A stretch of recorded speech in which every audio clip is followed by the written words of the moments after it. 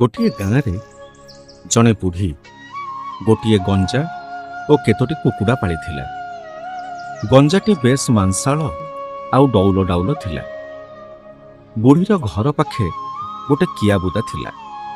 ସେଇ କିଆବୁଦାରେ ଗୋଟେ ବିଲୁଆ ରହୁଥିଲା। ବିଲୁଆର ଲୋଭ ଥାଏ ଏଇ ସୁନ୍ଦୁରିଆ ଗଞ୍ଜା ଉପରେ। ଦିନେ ଗଞ୍ଜା ଏକୁଟିଆ ଚରୁଥିବାର ଦେଖି ବିଲୁଆ ଆସି ତା ପାଖରେ ପହଞ୍ଚିଗଲା।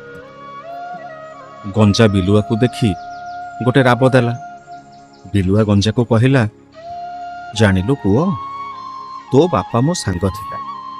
କି ସୁନ୍ଦର କଣ୍ଠ ତାର, ଆଉ ଏବେ ଜାଣୁଛି ତା କଣ୍ଠଠୁ ତୋ କଣ୍ଠ ଆହୁରି ସୁନ୍ଦର। ଜାଣିଛୁ ପୁଅ, ତୋ ବାପା ସବୁବେଳେ ଆଖି ବନ୍ଦ କରି ଗୀତ ଗାଉଥିଲେ। ତୁ ଆଖି ବନ୍ଦ କରି ଗୀତ ଗାଇଲେ ତୋ ସ୍ୱର ଆହୁରି ମିଠା ଶୁଭିବ। ବିଲୁଆର ପ୍ରଶଂସାରେ ଗଞ୍ଜାର ମନ କୁରୁଳି ଉଠିଲା। ସେ ଆଖି ବନ୍ଦ କରି ରାବ ଦେଲା। ବିଲୁଆ ତ ଏଇ ସୁଯୋଗକୁ ଅପେକ୍ଷା କରିଥିଲା। ଖପ୍ କରି ଗଞ୍ଜାକୁ ପାଟିରେ କାମୁଡ଼ି ଧରି ଦୌଡ଼ିଲା ପାଖ ଜଙ୍ଗଲ ଆଡ଼କୁ। ଏତିକିବେଳେ ବୁଢ଼ୀର ପାଟି ଶୁଣି ଗାଁ ଲୋକେ ବିଲୁଆ ପଛରେ ଦୌଡ଼ିଲେ। ବିଲୁଆ ପ୍ରାଣ ବିକଳରେ ଧାଉଁଥାଏ। ଏତିକିବେଳେ କୁକୁଡ଼ା କହିଲା, ମଉସା ଡରୁଛ କାହିଁକି? ଲୋକମାନଙ୍କୁ କହିଦିଅ, ମୁଁ ମୋ ପୁତୁରାକୁ ନିମନ୍ତ୍ରଣ କରି ଘରକୁ ନେଉଛି। କାଲି ସକାଳୁ ଆଣି ଛାଡ଼ି ଦେଇଯିବି। ବିଲୁଆ ମନକୁ କଥାଟା ପାଇଲା। ସେ ଗଞ୍ଜାକୁ ପାଟିରୁ ଛାଡ଼ି ଦେଇ ଲୋକଙ୍କ ଆଡ଼କୁ ଚାହିଁଲା। ଗଞ୍ଜା ମଉକା ଦେଖି ଚମ୍ପଟ ମାରିଲା, ଆଉ ବିଲୁଆ ଉପରେ ପଡ଼ିଲା ନିର୍ଘାତ ଠେଙ୍ଗା ପାହାର। ବିଚରା ବିଲୁଆ ସେଇଠି ଛଟପଟ ହେଇ ଦୁଇ ଜଣ ସାଙ୍ଗ ପାଠପଢ଼ା ସାରି ଜଙ୍ଗଲ ବାଟ ଦେଇ ଗାଁକୁ ଫେରୁଥାନ୍ତି। କିଛି ବାଟ ଗଲା ପରେ ଘଞ୍ଚ ଜଙ୍ଗଲ ପଡ଼ିଲା। ଜଣେ ଆଉ ଜଣଙ୍କର ହାତ ଧରାଧରି ହେଇ ଚାଲିଲେ। ଦୁଇ ଜଣଙ୍କ ମନରେ ପ୍ରବଳ ଭୟ ଆସୁଥାଏ।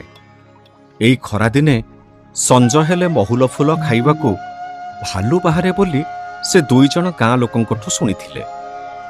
ସଞ୍ଜ ଗଡ଼ିବା ସହିତ ଦୁହିଁଙ୍କ ଭିତରେ ଭୟ ବି ବଢ଼ୁଥାଏ। ଜଣେ ଆଉ ଜଣଙ୍କୁ କଥା ଦେଲେ ଯେ ଯଦି କେହି ପଶୁଜନ୍ତୁ ସାମ୍ନାକୁ ଆସିବେ, ସେମାନେ ମିଳିମିଶି ସେ ପଶୁକୁ ସାମ୍ନା କରିବେ।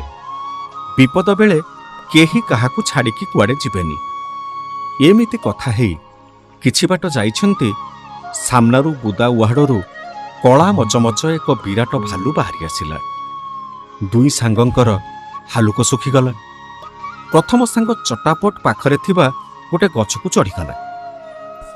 ଦ୍ୱିତୀୟ ସାଙ୍ଗକୁ କିଛି ବୁଦ୍ଧିବାଟ ଦିଶିଲାନି, କାରଣ ସେ ଗଛ ଚଢ଼ା ଜାଣିନି। ସେ କ'ଣ କରିବ, ଏଇ କଥା ଭାବୁ ଭାବୁ ତା ମୁଣ୍ଡକୁ ଗୋଟେ ବୁଦ୍ଧି ଆସିଲା। ସେ ଚଟାପଟ ସେଇ ଗଛ ତଳେ ଶୋଇପଡ଼ିଲା। ଭାଲୁ ଆସି ଗଛ ମୂଳେ ପହଞ୍ଚିଲା। ଉପରକୁ ତଳକୁ ଚାହିଁଲା।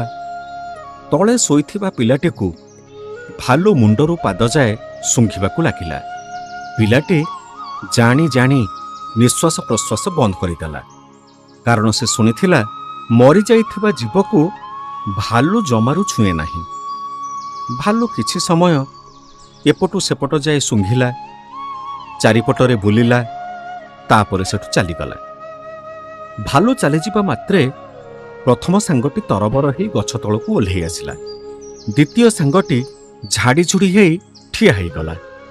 ପ୍ରଥମ ସାଙ୍ଗ ଯିଏ ଗଛରେ ଚଢ଼ି ଯାଇଥିଲା, ସେ ଦ୍ୱିତୀୟ ସାଙ୍ଗକୁ ପଚାରିଲା, ସାଙ୍ଗ, ଭାଲୁ ଚୁପଚାପ ତୋ କାନ ପାଖରେ କ'ଣ କହୁଥିଲା କି? ଦ୍ୱିତୀୟ ସାଙ୍ଗ କହିଲା, ଭାଲୁ ମୋତେ କହିଲା, ବିପଦ ବେଳେ ଯିଏ ଛାଡ଼ି ପଳାଏ ସେ ସାଙ୍ଗ ନୁହଁ, ଶତ୍ରୁ। ତାଠୁ ସବୁବେଳେ ଦୂରେଇ ରହିବୁ।